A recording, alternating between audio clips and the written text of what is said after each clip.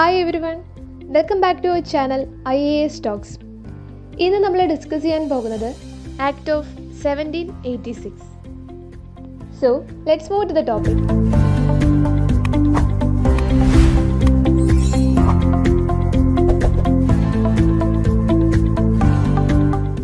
Act of 1786.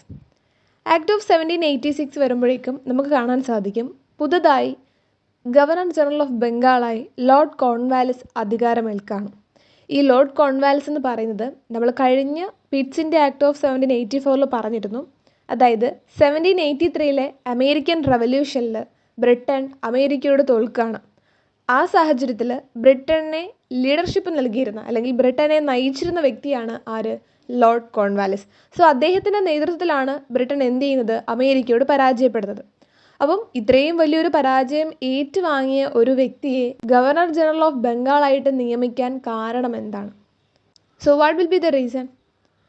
അതിൻ്റെ കാരണം എന്ന് പറയുന്നത്, ഒരിക്കലും ബ്രിട്ടൻ അമേരിക്കയോട് തോൽക്കേണ്ടി വന്നത് ലോർഡ് കോൺവാലിസിൻ്റെ ലീഡർഷിപ്പ് കൊണ്ടല്ല, മറിച്ച് ഈസ്റ്റ് ഇന്ത്യ കമ്പനിയുടെ നിരന്തരമായിട്ടുള്ള കറപ്ഷൻസ് മൂലമുണ്ടായ പ്രശ്നങ്ങളും കാര്യങ്ങളുമൊക്കെ നമ്മൾ കഴിഞ്ഞ ആഡ്സിലൊക്കെ വിവരിച്ചിട്ടുണ്ടായിരുന്നു. സോ അതുതന്നെയാണ് ഇവിടുത്തെ റീസൺ. അമേരിക്കയോട് ബ്രിട്ടൻ തോൽക്കേണ്ടി വന്നതിനുള്ള ഒരേ ഒരു റീസൺ എന്ന് പറയുന്നത് എന്താണ്? ബ്രിട്ടൻ്റെ പ്രവർത്തികൾ കൊണ്ടാണ്. സോ അതിൽ ലോർഡ് കോൺവാലിസിന് യാതൊരു പങ്കും ഇല്ല എന്ന് നമ്മൾ മനസ്സിലാക്കുക.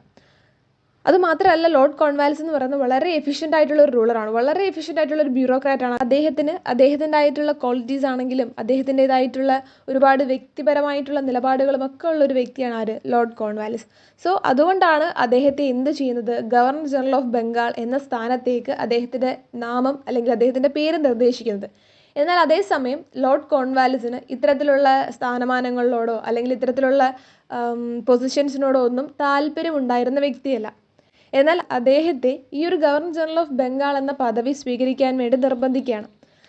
അവസാനം അദ്ദേഹം അത് അക്സെപ്റ്റ് ചെയ്യുന്നു. എന്നാൽ അതിന് മുൻപായിട്ട് 2 ഡിമാൻഡ്സ് എന്ത് ചെയ്യുന്നു? അദ്ദേഹം പറയുകയാണ്. ഒന്നെന്ന് പറയുന്നത്, ഈ 2 പോയിൻറ്റ്സാണ് നമ്മൾ പ്രധാനമായിട്ടും ഓർത്തിരിക്കേണ്ടത്.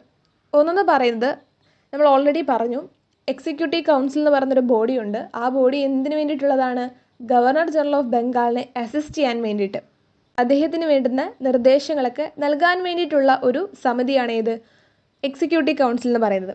എന്നാൽ അദ്ദേഹം ആദ്യം പറഞ്ഞത്, he should be given power to override the decision of his council in special cases. അതായത് കൗൺസിലിന് മേലുള്ള അധികാരം ആർക്ക് ലഭിക്കണം?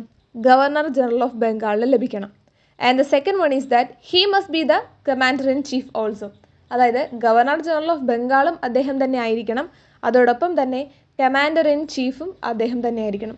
സോ ഇതിൽ നിന്ന് നമുക്ക് മനസ്സിലാകും, ആ ഒരു മേജർ പവറും ഒരാളിലേക്ക്, അതായത് ഗവർണർ ജനറൽ ഓഫ് ബംഗാളിലേക്ക് എല്ലാ അധികാരങ്ങളും ചെല്ലുന്നൊരു സാഹചര്യമാണ് ഇതിലൂടെ നമുക്ക് മനസ്സിലാകുന്നത്. So that's all about the act of 1786. So നമുക്കൊന്ന് റീകളക്ട് ചെയ്യാം. 2 പോയിൻറ്റ്സേ ഉള്ളൂ. സോ 1786 പുതിയ ഗവർണർ ജനറൽ ഓഫ് ബംഗാളായിട്ട് ലോർഡ് കോൺവാലിസ് നിയമിക്കപ്പെടുകയാണ്. And he made 2 demands.